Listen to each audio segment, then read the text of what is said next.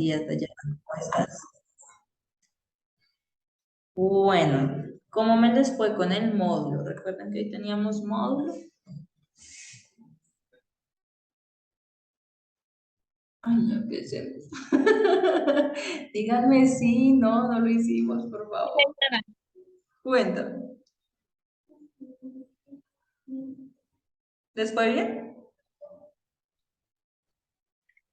Más o profe, porque algunas no las entendí. Ok, sí, sí, te entiendo perfectamente. Uno de los pues, principales inconvenientes que pues, hemos notado en ese módulo es que pareciera que fuera una información sin contexto, como que no nos dan mucha información, realmente casi nada, sobre las preguntas que nos están haciendo, y es casi como si nosotros debiéramos saber por osmosis que tenemos esos conocimientos, ¿cierto? Y más que nos están hablando de periodos históricos, pues bien antiguos. Entonces, pues los entiendo perfectamente. Sin embargo, lo que remite eso es como incentivar a que ustedes investiguen por su parte, de que busquen en Google, busquen otras fuentes y pues lleguen a las respuestas, ¿vale? No es que ustedes tengan que saberse todo eso, porque pues igual soy consciente que incluso en la clase no hemos llegado a tal profundidad, ¿vale? Entonces, pues mi propuesta hoy es como que miremos, revisemos las preguntas como en las cuales a ustedes les generó como más inquietud, más no pudieron, no llegaron como a una respuesta en general, para que las podamos identificar y ustedes pues también las puedan ir ya sea resolviendo o corrigiendo o verificando que las tenían bien. ¿Listo? Ok, entonces pues les voy a compartir pantalla. Vamos a ver el módulo 3.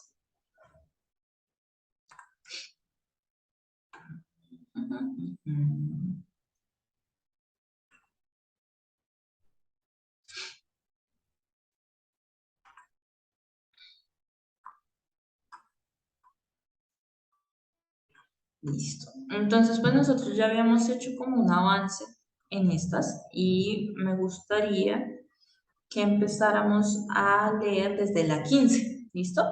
Entonces, no sé si Camilo me puedes ayudar leyendo la pregunta 15, por favor. Sí, profe, espera. Gracias.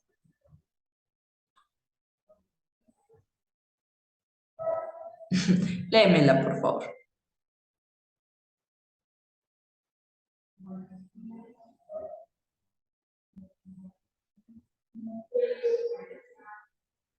Camilo. Sí, profe, espera que la estoy buscando. Ah, ok. ¿Ustedes no están viendo pantalla en el... Ah, ¿es muy chiquito? Pues Sí, sí. profe, ahí se Listo. Déjame ver. Listo.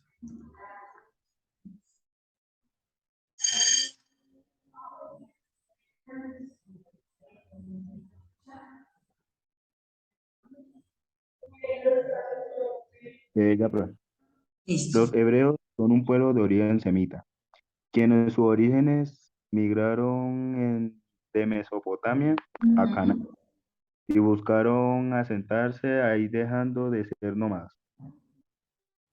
Hacia el año 70 después de Cristo se inició la diáspora que es Listo. Léeme las respuestas, por favor. A, una celebración que se toma de la tierra de Canaán. B, Ujú. una celebración masiva de matrimonios judíos. C, la celebración de la Pascua judía.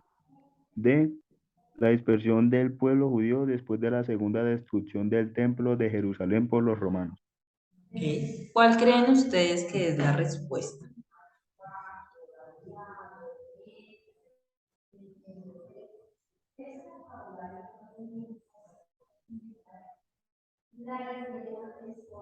¿Respondieron alguna?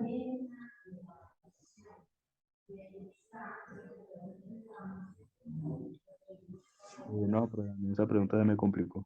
¿Se complicó?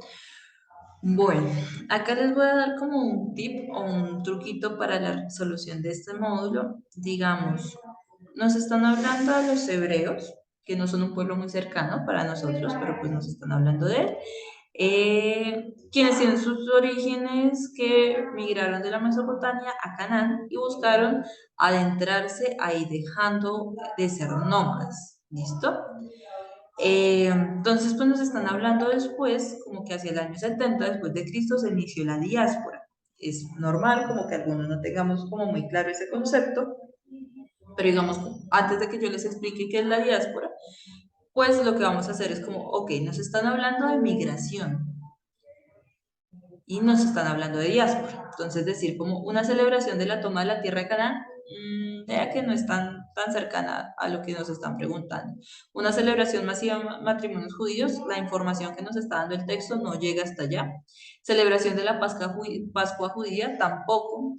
Y aquí vamos a empezar la dispersión del pueblo judío después de la segunda destrucción del templo de Jerusalén por los romanos, es precisamente la respuesta más acercada porque la diáspora, y siempre que ustedes les hablen de diáspora, va a hablar de cambios migracionales, es decir, que son migraciones masivas de X o Y población que se generan principalmente por conflictos sociales, políticos, económicos, culturales, ¿listo? O religiosos.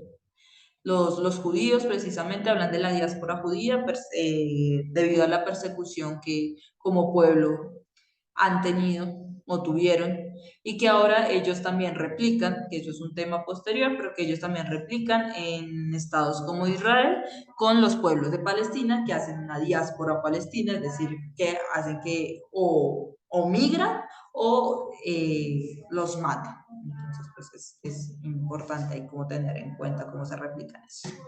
Listo. Dayana, ¿me colaboras con la 16, por favor?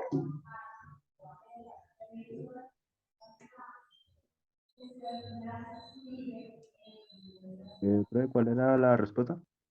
La D. O Raúl. Me enredé. Los fenicios fueron una civilización que aportaron en las diferentes áreas, especialmente superaron las escrituras de la sumerio y Egipcios. Bien. egipcios. Fueron grandes me enredé, profe. Navegantes, no hay Navegantes problema. porque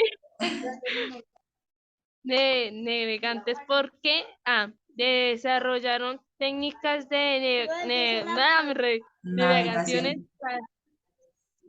basadas en la lectura de las estrellas, como guías y la construcción de la barca de doble remo. B. Desarrollaron grandes avances de la Navegación. navegación con el uso de la brújula como guía a la construcción de la barca de doble ramo. C.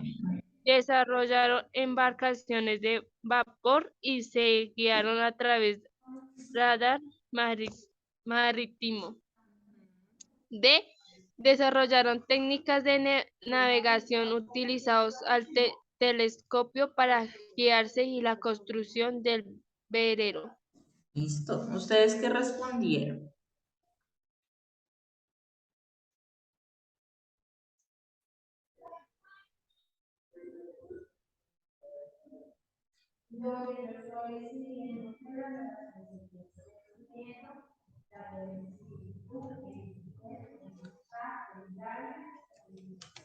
Recuerden que esto ya debe estar en el enlace, ¿cierto? Que son todas sus respuestas hasta la respuesta 45. Y eso es nota. Profe, no sé porque es que esa sí no la entendí, Ok. pero tampoco estoy tan segura si la sé. Ok, bueno, vamos. No importa como que las tengamos o no las tengamos pues correctas, lo importante es como que las analicemos un poquito, Dayana, no te preocupes. Entonces, miramos, algo particular que de esta pregunta y otro tip que les dejo como para que los vayamos como identificando mucho más fácil, es que nos están hablando de una población o los fenicios que realmente corresponden al tiempo de los sumerios y los egipcios, es decir, que son unas poblaciones, unas civilizaciones antiguas. Cuando nos dicen cómo fueron grandes navegantes, y se especializaron y aportaron en diferentes áreas, es que para la época, ¿vale? Una trampa que tienen estas preguntas es que, digamos, dicen, desarrollaron grandes avances en la navegación con el uso de la brújula. La brújula es posterior y corresponde más hacia el siglo XIV incluso, que es como el identificar a partir de estos campos magnéticos de la Tierra, que se pudiera indicar al norte, por ejemplo. Desarrollaron embarcaciones de vapor, eso es mucho más posterior e incluso podemos hablar más de temas de la industrialización, ¿listo? Acá, desarrollaron técnicas de navegación utilizando el telescopio para guiarse y la construcción de velero. También es importante, sin embargo, los veleros no eran como una fuente principal para los fenicios, sino que lo que hicieron fue desarrollar técnicas de navegación basadas en la lectura de las estrellas como guías y la construcción de la barca de doble remo. Si ustedes ven, esto, el tener velero implicaba que ya tenían la barca de doble remo, ¿listo? Entonces, en ese orden de ideas, es la A.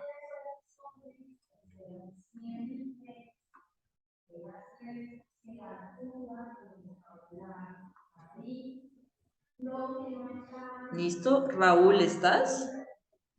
Sí, señora. Listo, ¿me puedes leer, por favor, la 17? El imperio persa, como en muchos imperios, existieron varios soberanos. En la cultura persa se disparcieron dos. A, el rey Darío y, Jerjes. sí, y sus hijos, y su hijo, Hijos y sucesor. Sí, sí. y sucesor al trono. Ujú. Eh, B, Calígula.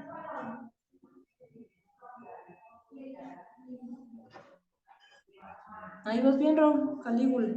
Calígula y Jerjes, Ajá. su hijo sucesor al trono. Ajá. C, el rey Darío y Alejandro Magno. Magno. Ajá. Enrique Octavo. y Luis. ¿Sí?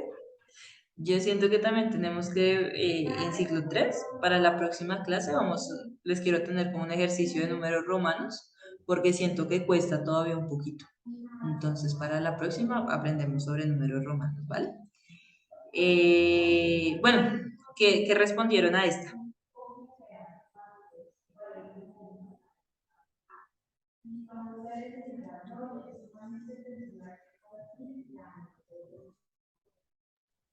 Profe, yo no estoy seguro, pero creo que es la C, creo. El rey Darío y Alejandro Magno, ok.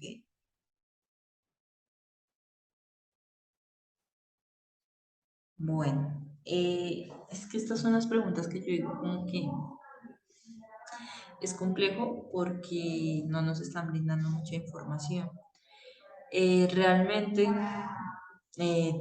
Alejandro Magno es más un conquistador del Imperio Romano y no precisamente del Imperio Persa. Gracias a Alejandro Magno podemos tener como la mayor cobertura del territorio europeo, Imperio Romano, europeo actual e Imperio Romano de la época, que fue uno de los grandes conquistadores.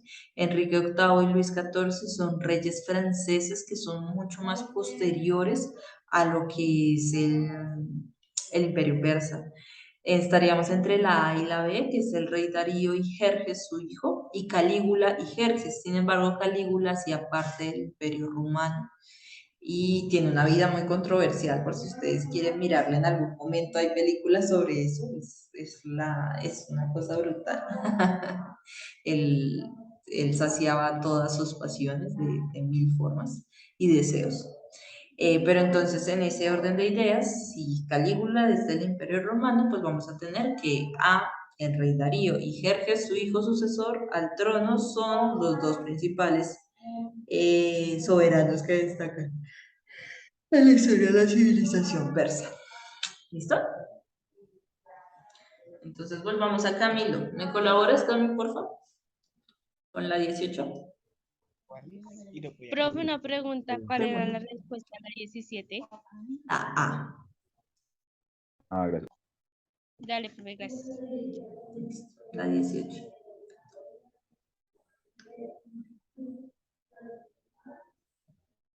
Dame la 18. La cultura persa tenía una religión oficial cuyos representantes y divinidad eran A. Abraham y su dios Yahvé, algo así. B. Zoroastro y su divinidad del agua. C. Abraham y su divinidad del el fuego. D. Septitama, Zaratustra y su divinidad Aura Mazda. ¿Cuál creyeron que era?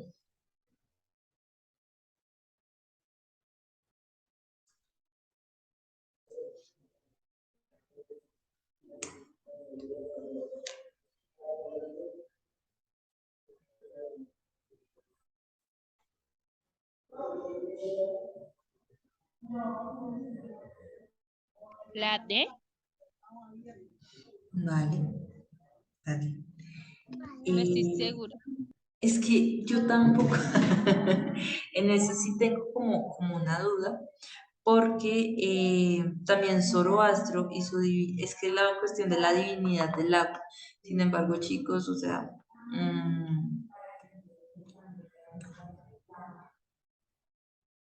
espérame 5. Yo estoy grabando esto.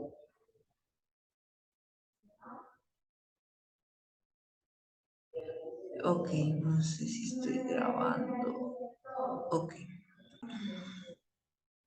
Entonces, pues ya saben más o menos cómo se va, pues como que toman la pregunta y si tienen duda, pues la buscan y es como mucho más fácil para ustedes porque yo sé que a veces no nos sabemos los ríos de Colombia y si nos vamos a saber los de China. Entonces, pues, lo que intenta hacer es como un ejercicio más investigativo, ¿vale? La 19, Raúl, apóyame, por favor.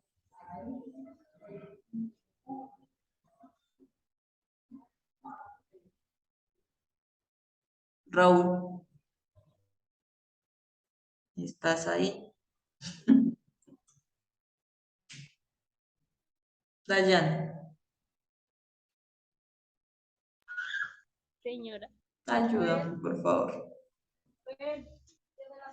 Como toda civilización china se asentó las orillas de fuentes de agua. En este caso, dos ríos, los cuales son, y los nombres no sé pronunciarlos. Bueno, entonces pues, tenemos el Ganges y Níger, Nilo y Yangtze, Éufrates y Ganges o Yangtze y Huangho. ¿Cuál creen ustedes por deducción?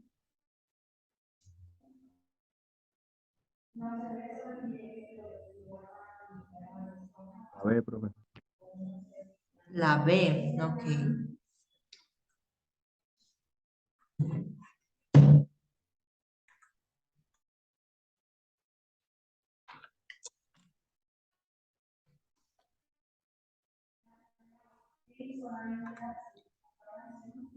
Ok, bueno, yo quiero mostrarles eso un poquito. ¿Listo? Ok.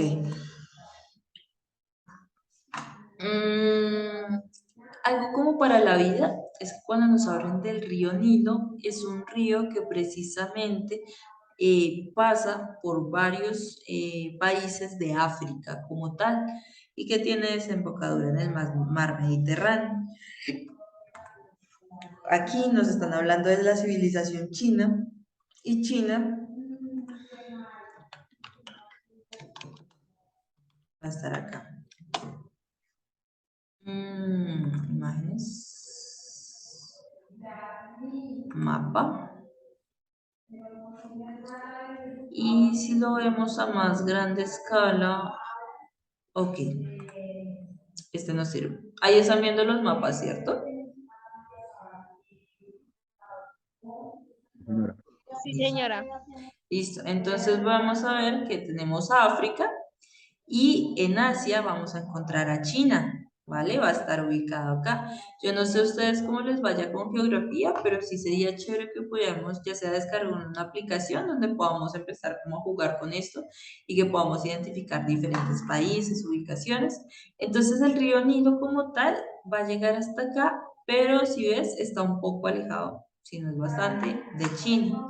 Entonces, esto lo muestro, es como para dar un ejemplo de cuando tenemos que descargar, descartar respuestas, ¿vale? Entonces, el río Nilo, pues realmente no sería como eh, una de las fuentes de agua principales ubicadas en los ríos. Entonces, el Éufrates y el Ganges también corresponden a otros territorios. Éufrates más hacia el Mediterráneo, hacia arriba, y el Ganges también más hacia Europa. Pues entonces, como por descarte, vamos a decir que es Yangtze y Guangzhou.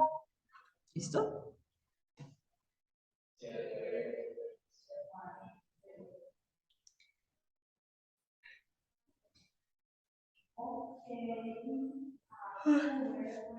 Ok.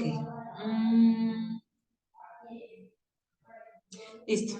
Voy a leer yo porque no he leído yo. 20. Durante la época imperial de China existió un emperador que ordenó la construcción de la muralla china y del ejército terracota. Con el fin de que este ejército vigilara su gran tumba, esta está situada a unos 30 kilómetros al este de la ciudad de Xi'an, en el distrito de Linton, provincia de Shanxi, al noreste de China. Este emperador fue el primero en ostentar el título de emperador. Entonces vamos a ver las respuestas que nos da. Emperador Alejandro Magno.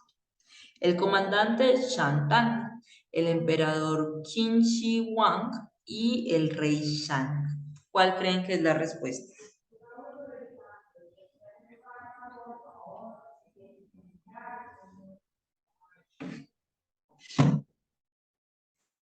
Por descarte. ¿Cuál no sería la respuesta para ustedes?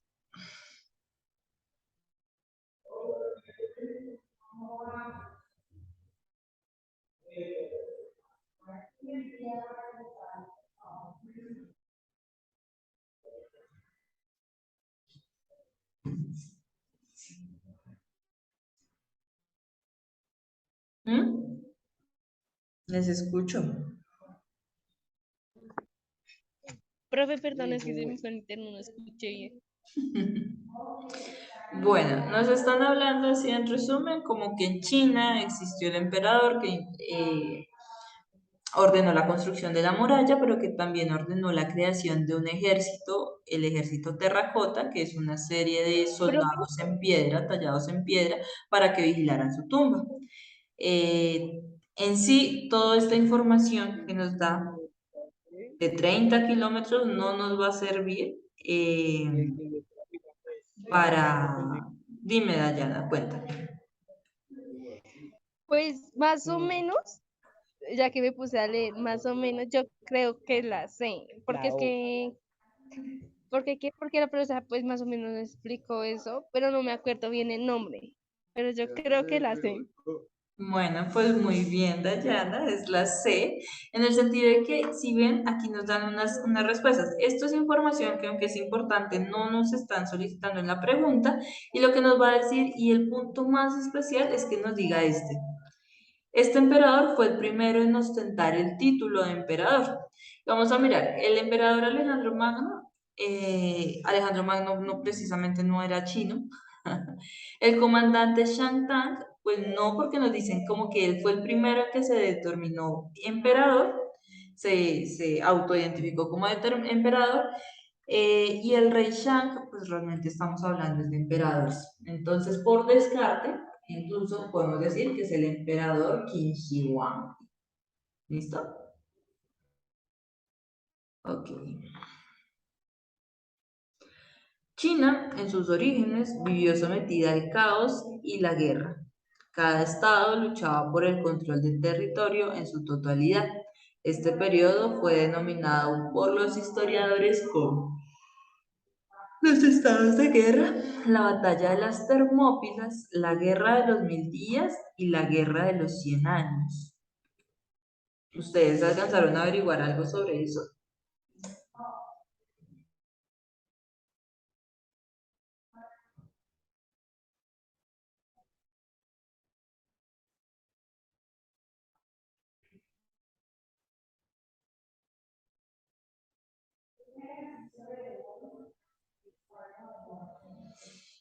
Bueno, pues les cuento como que yo entiendo, yo entiendo la actitud frente al móvil, pero bueno, en contexto, en China, como que el territorio chino siempre estuvo en constante disputa, especialmente por el control del territorio, como nos dice el enunciado. La muralla fue principalmente para evitar que pueblos nómadas tomaran posesión y se asentaran en el territorio chino. Como que una de sus principales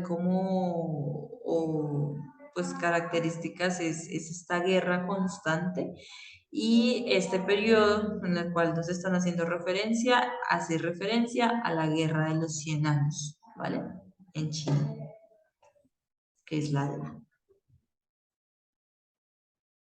Ahora, si yo les pregunto con qué finalidad se construyó la muralla china, donde dicen que A es el fin de dividir por estados el pueblo chino, B con el fin de defender a China de la invasión de los pueblos nómadas, C con el fin de hacer de China un imperio reconocido en todo el mundo y D con el fin de rendirle tributo a sus deidades, ¿cuál creen que es la respuesta?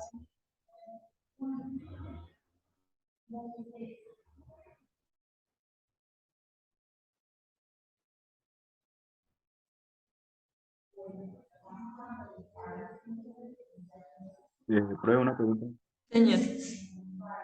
Pero la guerra de los 100 años no fue un conflicto entre Francia e Inglaterra. Francia e Inglaterra. Pero no, a ver. Es que se supone que...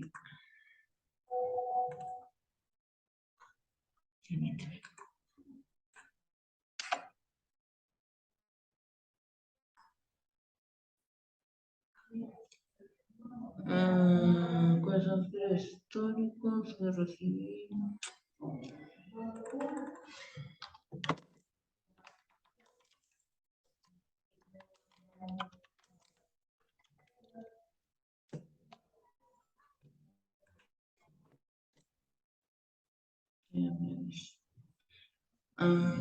Pero la guerra civil que duró este tiempo y fronteras entre China y Estados Unidos. Bueno, sí tienes razón. Ven, miramos entonces.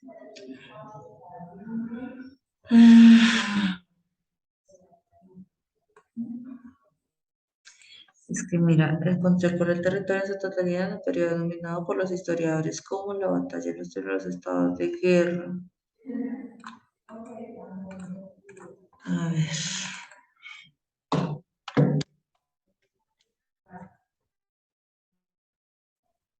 Nos hablan desde la guerra civil.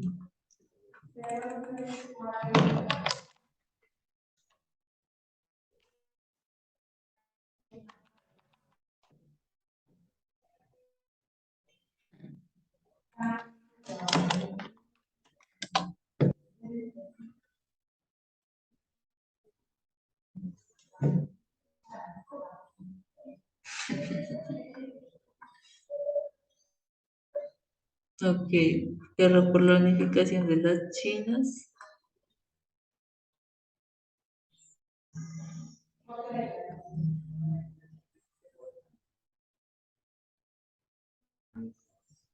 No, es que esto es absurdo. A ver, miramos las otras opciones, entonces, si no es esta. Los estados de guerra, la batalla de las Termópilas. Es que la guerra de las mentiras viene más hacia acá, hacia el occidente.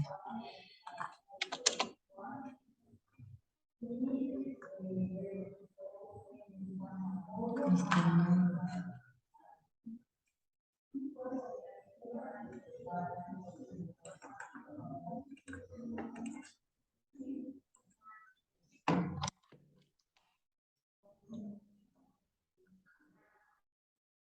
Es que sí, estoy de acá. Bueno, chicos, yo creo que esta va a ser una de las... Es que yo estaba pensando que era esto por el conflicto que tuvieron estos pueblos, pero siento que ninguna de las opciones. Profe, yo también estaba buscando, pero China no está como en ninguna de esas guerras. Sí, no, no. Si hubieron batallas y guerras de 100 años, pero creo que estas de las respuestas que quizás vamos a encontrar más seguido en el módulo, de las preguntas que no precisamente tienen respuesta. O sea, está mal. Porque la guerra de los 100 años entre China y Estados Unidos, que ya es posterior. 100 años del Partido Comunista, los 100 años de historia del comunismo. Sí, lindos. En esa, si pueden en el módulo, en la zona de respuestas, escriban como que no tiene respuesta. O sea, como respuestas equivocadas. No tiene ninguna respuesta. Yo juraba que era con este conflicto, pero vaya. Bueno, chicos, nos quedan 2 minutos. Vamos a seguir avanzando en los módulos a ver cómo nos va. Pues la idea es que ustedes, por favor, pues vayan solucionando. Si tenemos este tipo de dudas, muchísimas gracias, Camilo, por verificar. Pues realmente yo pensé que era esta, pero sí es de las preguntas que no nos están funcionando. Para la próxima clase ya ustedes deben tener hasta la 45, ¿cierto? Entonces, pues lo que vamos a hacer es que la próxima clase vamos a leer el resto, ¿listo? Pero para dentro de 15 días vamos a adelantar hasta la pregunta, déjenme ver, es que todo esto. Vamos a dejarlo más cortico, que es hasta la pregunta 7.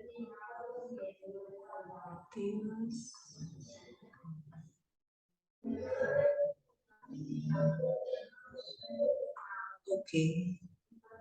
Listo, hasta la pregunta 73, ¿vale? Que como que capturan toda esta historia antigua, ¿vale? Dentro de 15 días, dentro de 8, pues vamos a seguir desarrollando el módulo, ¿listo? Bueno, ¿Preguntas, dudas, inquietudes?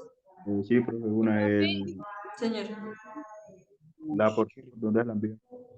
¿Cómo, Camila? No te escuché. La portada, ¿por dónde se la envío? Ah, por el enlace, Camila. Te voy a dejar aquí en el chat, acá queda pegado en el enlace. Ay. Ay, si se sale, vuelven a entrar un momentico y no los demoro más, ¿listo? Es que me quedan 2 minutos. Eh, Dayana, ¿tienes otra pregunta? ¿Cuál era la tarea? La tarea de la pregunta 46 a la 73. ¿Y el enlace para qué es, profe? ¿Cómo? El enlace es para que ustedes envíen lo que es las evidencias de las respuestas de sus preguntas en el módulo en la parte de atrás, la portada que ya hicimos y las otras evidencias de la pregunta de la 46 a la 73. ¿Listo? Ah, dale, profe. Es solo tomarle foto.